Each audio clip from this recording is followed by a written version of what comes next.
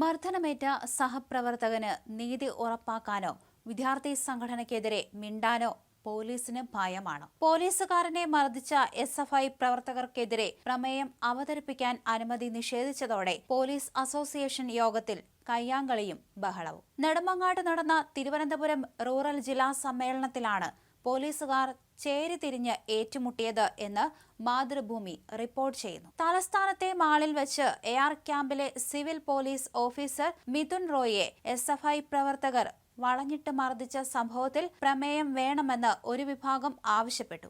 എന്നാൽ ഔദ്യോഗിക വിഭാഗം ഇതിനെ ശക്തമായി എതിർത്തു.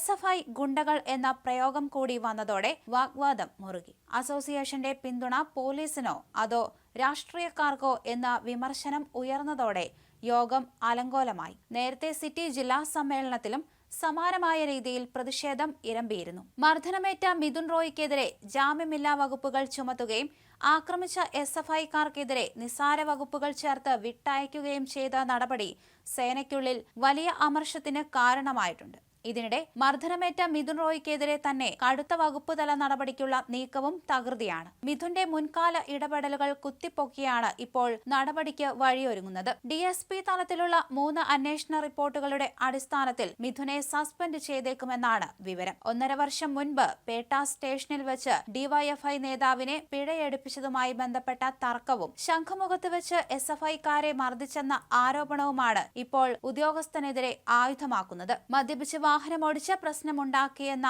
വട്ടിയൂർക്കാവിലെ സംഭവത്തിലും അന്വേഷണം നടക്കുന്നുണ്ട്. അതേസമയം രാഷ്ട്രീയ വൈരാഗ്യം തീർക്കാൻ പോലീസ് തന്നെ വേട്ടയാടുകയാണെന്നും താൻ ആത്മഹത്യയുടെ വക്കിലാണെന്നും മിഥുൻ റോയ് പറയുന്നു. എന്നാൽ ഉദ്യോഗസ്ഥന്റെ ഭാഗത്തു നിന്നുണ്ടായ പെരുമാറ്റ ദൂഷ്യം ഉയർത്തിക്കാണിച്ച് നടപടിയുമായി മുന്നോട്ടു പോകാനാണ് ഉന്നതതല തീരുമാനം.